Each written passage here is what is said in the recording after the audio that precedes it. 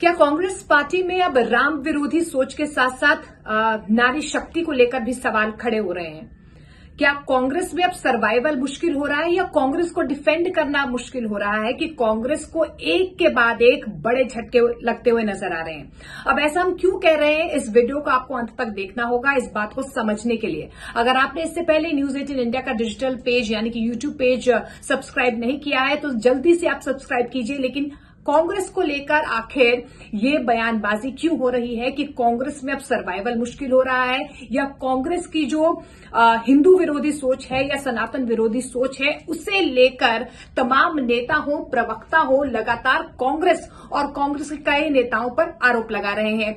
Latest इस list में है राधिका खेड़ा। जी हां, राधिका खेड़ा वो प्रवक्ता है, वो मीडिया कोऑर्डिनेटर है जिन्होंने एनएसयूआई से लेकर एआईसीसी तक मीडिया की जो भूमिकाएं होती हैं उन्हें बाखूबी निभाया। लेकिन एक ऐसा वाकया उनके साथ हुआ जिसके बाद आहत होकर उन्होंने कांग्रेस की प्राथमिक सदस्यता से इस्तीफा दे दिया। रविवार का वो दिन था जब राधिका खेड़ा ने कांग्रेस की प्राथमिक सदस्यता से इस्तीफा दिया।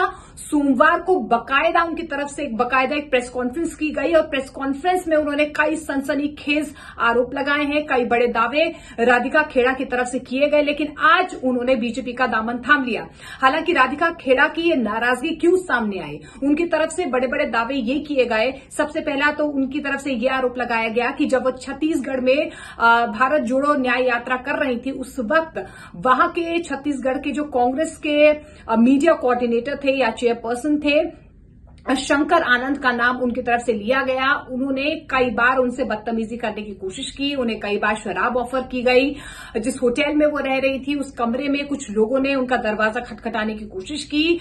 इस तरीके से परेशान करने की कोशिश जो है राधिका खेड़ा को की गई, जिसके बाद उन्होंने इसकी शिकायत जो है सचिन पायलट से की, जयराम रमेश से की, टॉप लीडरशिप को भी ये वाकया जो है उन्होंने बताया। लेकिन किसी भी तरह से उनकी सुनवाई इस मामले में नहीं हुई और यही वजह रही कि उनकी तरफ से बार बार यही कहा गया कि जो आरोप वो लगा रही हैं उनके आरोप लगाने के बाद उनकी बात को नजरअंदाज किया गया।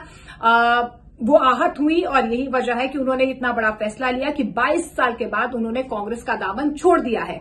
अब इस पर शंकर आनंद की तरफ से भी जो है प्रतिक्रिया सामने आई है। उनकी तरफ से साफ तौर पर खंडन किया जा रहा है। जो भी आरोप राधिका खेड़ा की तरफ से लगाए जा रहे हैं उनकी तरफ से बाकायदा ये कहा जा रहा है कि मैं नार्को टेस्ट के लिए तैयार हूं, राधिका खेड़ा और मेरा नार्को टेस्ट करवाइए, वो मेरी छोटी बहन की तरह है, मैं इस तरीके का व्यवहार उनके साथ नहीं कर सकता हूं।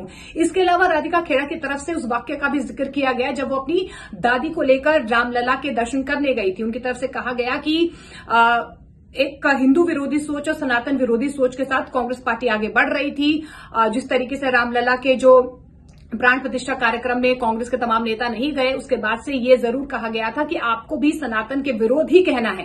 लेकिन इस बीच जब वो अपनी दादी को लेकर अयोध्या गई, रामलला के दर्शन करने गई, उन्होंने अपने घर के बाहर जय श्री राम का झंडा लगाया। उसके बाद से जो है नाराजगी उनके प्रति कांग्रेस पार्टी में बढ़ती हुई नजर आ रही थी। उन्हें बाकायदा ये भी आरोप लगाया कि उन्हें फोन किया गया, बाकायदा एआईसीसी की तरफ से तमाम नेताओं ने उन्हें फोन किया, उन्हें डांट लगाई कि आप इस तरीके से पार्टी विरोधी जो गतिविधियां उसमें शामिल कैसे हो सकती हैं। तो उस वक्त भी वो काफी आहत हुई। उन्होंने उस बात का जिक्र लगभग बहुत बार अपनी प्रेस कॉन्फ्रेंस में किया है और उस दौरान वो शायद भावुक भी हो गई जब उन्होंने इस बात का जिक्र किया कि कैसे जब उन्होंने ये कहा कि मैं एक हिंदू हूं, मैं सनातनी हूं और प्रभु श्री राम, आपकी लड़ाई प्रभु श्री राम से है या किसी पार्टी से है, इस सवाल का जवाब जब मैंने कांग्रेस के तमाम टॉप लीडरशिप से मांगने की कोशिश की तो उनकी तरफ से कोई जवाब सामने नहीं आया। जिसके बाद भारत जोड़ो न्याय यात्रा के दौरान उनके साथ ये वाकया हुआ और उसके बाद आहत होकर उन्होंने इतना बड़ा कदम ले लिया। 22 सालों के बाद उन्होंने कांग्रेस को छोड़ने का जो है ये बड़ा फैसला लिया। लेकिन इस बीच उन्होंने इस बात का भी जिक्र किया कि बार बार कांग्रेस पार्टी ये कहती है कि मैं लड़की हूं, लड़ सकती हूं और यही वजह है जिस नारे को उन्होंने उठाया था या बुलंद किया था, उस नारे को लेकर नारी शक्ति का अपमान बार बार उनकी पार्टी में होता रहा है। लेकिन उनकी बात, उनकी सुनवाई पार्टी के किसी भी टॉप लीडरशिप के सामने नहीं हुई और यही वजह है कि उन्होंने कांग्रेस पार्टी को छोड़ने का जो है फैसला लिया। अब आज राधिका खेड़ा ने कांग्रेस को अलविदा कह दिया और उन्होंने बीजेपी को ज्वाइन भी कर लिया है। इसके साथ साथ शेखर सुमन ये दूसरा नाम है जिन्होंने आज बीजेपी का दामन थाम लिया है। शेखर सुमन 2009 में आपको याद होगा कांग्रेस पार्टी की टिकट पर उन्होंने बिहार से चुनाव लड़ा था। बिहार की पटना साहिब सीट से उन्होंने चुनाव लड़ा था, लेकिन आज उन्होंने भी बीजेपी मुख्यालय में जाकर बीजेपी का दामन थाम लिया है। शेखर सुमन एक्टर, आपने उनकी कॉमेडी देखी होगी, उनकी एक्टिंग देखी होगी और एक बार फिर से उन्होंने अब कांग्रेस का साथ छोड़कर बीजेपी का दामन थाम लिया है। तो ऐसी लंबी फहरिस्त है जो कांग्रेस को कहीं ना कहीं बैकफुट पर लेकर आ रही, क्योंकि उनके तमाम प्रवक्ता हो, तमाम नेता हो, सनातन विरोधी सोच को लेकर लगातार कांग्रेस और कांग्रेस पार्टी के नेताओं पर आरोप लगा रहे हैं।